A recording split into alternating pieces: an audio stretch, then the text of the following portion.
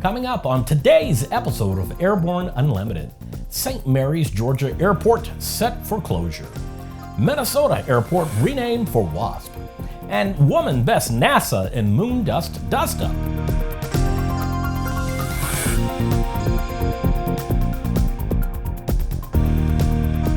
Hello, I'm Christopher C. Odom. It's March 7th, 2017, and this is Airborne Unlimited. Last January, Congress passed the National Defense Appropriations Act, which included funding and closed the St. Mary's Airport in southeast Georgia. The airport is now slated to close permanently, no later than July 14th.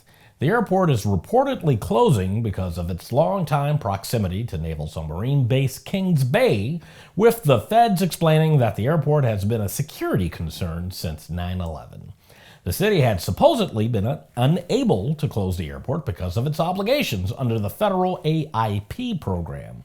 More to the point, they were unwilling to pay the estimated $5 million in FAA penalties to close the airport. Mayor John Morrissey said that there's still things the city must do to close the airport, including completing appraisals, giving tenants 60 days notice, and requiring aircraft to vacate by July 1st. There must also be a 30-day Federal Register notice posted by the FAA. The city will continue to own the land after closure, but as something of a compromise, the FAA plans to build a new airport somewhere in the region, with Morrissey claiming that he wants it to remain somewhere in Camden County. The DoD is currently reviewing leases for airport tenants, but there has been no determination about how they might be compensated. The Faribault, Minnesota City Council voted unanimously last week to rename its local airport Faribault Municipal Airport Wall Strohfus Field in a fitting honor for the city's most infamous aviator. The name change was proposed by the American Association of University Women in Faribault. Strohfus was one of the pioneering women who helped the war effort during World War II by joining the Women's Air Force Service Pilots. She led the fight to get those women recognized as veterans. AAUS Representative Pat Rice told the council prior to the vote that Strohfus would be the first WASP that had an airport named in her honor. Faribault Mayor Kevin Voracek said it was a great way to honor her name in Faribault and make sure her name lives on forever. The move was supported by the local aviation community. A dedication ceremony is planned for the spring after new signage, including the new name of the airport, is ready to be installed. After the break, NASA loses a legal battle over moon dust.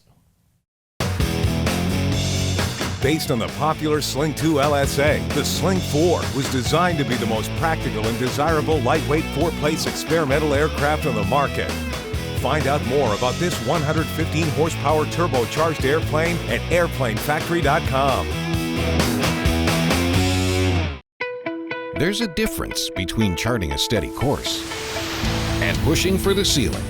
And for nearly a century, Hartzell Propeller has been defining that difference. It's in our passion for engineering and research and our dedication to testing the limits of performance. We are built on honor. We are Hartzell Propeller. Explore no limits flying in the FAA-certified Sea Ray Amphibious LSA, one of the top 3 best-selling LSAs in the U.S. Progressive Aerodyne Sea Ray comes equipped with a Rotax engine and exhibits extraordinary handling on land, water, and in the air. Check it out at www.searay.com. Welcome back. If you have a story suggestion for Airborne Unlimited, Aero-TV, the new AMA drone report, or our website or podcasts, just email to news-spy@aero-news.net. A Chicago area woman has won a battle over a sample of moon dust collected by Neil Armstrong during the first lunar landing. Nancy Lee Carlson acquired the sample by placing a winning bid of $995 in a U.S. Marshals auction last year. She sent the sample, which had been placed in a small bag by Armstrong shortly after returning to Earth, to NASA to confirm its authenticity. Thereafter, the space agency said it was their property and refused to return it. Don't you hate it when that happens? Carlson sued the agency, and several days ago, a judge in Houston ruled that she was the legal owner of the bag of dust. The sample is currently in the possession of an impartial security company until Carlson determines what to do next. Every Tuesday, we look ahead at some of the more interesting events in the aviation universe. Here's this week's Aero Calendar.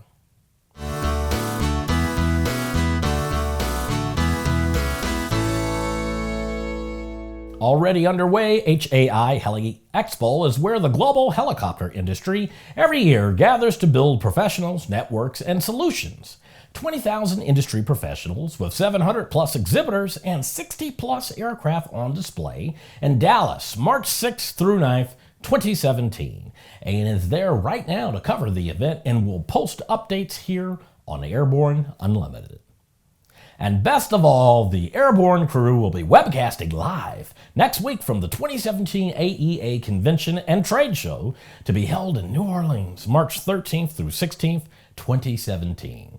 Primary live coverage will commence Monday, March 13th, with new product introduction series at 8:30 a.m. Central Time and conclude at noon Central Time. ANN is introducing a new live viewing portal with much enhanced functionality, including social media outreach and enhanced chat functions. 2 more days of informative live programming will start Tuesday, March 14th at noon Central Time and return again on Wednesday, March 15th at 1 o'clock p.m. Central Time. It's some of our most exciting programming of the year. Don't miss it. After these messages, there's a drone organization in the works.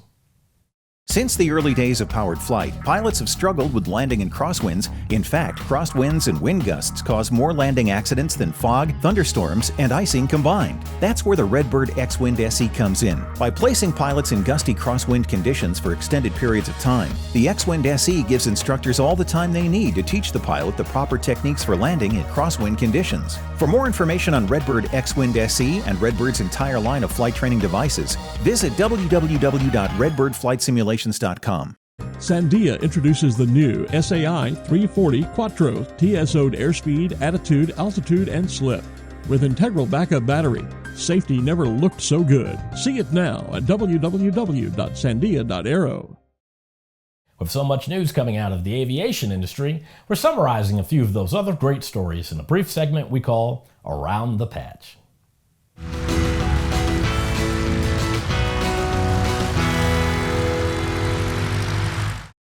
The Network of Drone Enthusiasts, a new group dedicated to representing the interest of responsible drone pilots, is hoping to offer a united voice to collaborate with local legislators across America on developing consistent, reasonable, and effective drone regulations, encouraging the enjoyment and benefits of drones while protecting public safety. Check the nodecampaign.org website for more info.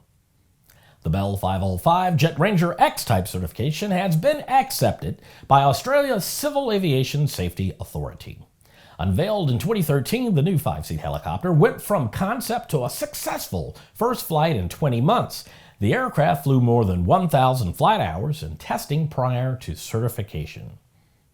Universal Avionics authorized dealers and integrators are invited to join a training session during the AEA 2017 Convention and Trade Show. The workshop will cover Universal's web-based technical resources and tools, including the Uninet Online Service Center. The workshop takes place in room 212 of the Ernest N. Memorial Convention Center on Tuesday, March 14th at 9:15 a.m. Central Time. The first of 14 Lockheed Martin C-130J-30 Super Hercules transports assigned to Yokota Air Base, Japan, departed a Lockheed Martin Aeronautics facility on February 24th. This marks the first U.S. Air Force combat delivery C-130J-30 Super Hercules to be permanently assigned to the Pacific region. Straight Line Aviation Limited, operators of a new Lockheed Martin hybrid aircraft, is targeting Asia-Pacific markets. The hybrid aircraft combines technology from fixed-wing aircraft, helicopters, and hovercraft and can land on almost unprepared surface, and is designed to carry up to 20 tons of cargo with a range of 1,400 miles. Well, that's it for today's trip around the patch now. Let's get back to the rest of the news. Where, oh, where has my military drone gone? That's right, an Army SQ-7BV-2 drone launched in southern Arizona on January 31st lost connection with its controllers shortly after launch and was not heard from again until discovered in pieces in a tree near Denver, Colorado, 10 days later. The Shadow drone was deployed as part of a training mission at Fort Huachuca. Tanya Linton, a spokeswoman for the Fort Huachuca, added that the aircraft flew the entire 630 miles without the benefit of positive control from an operator. What is not known is how the aircraft, which has a published range of 77 miles, managed to magically fly nearly 8 times that distance. Army Aviation spokesman Paul Stevenson reports that the 450-pound aircraft normally operates autonomously using a preset bearing, altitude, and wind speed.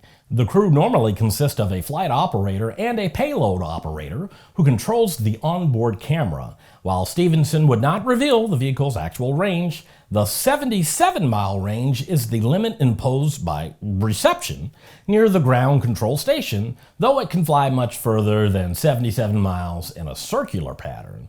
The aircraft had to fly at altitudes of at least 12,000 feet to clear mountains along its route before being found by a hiker in a tree in Evergreen, Colorado.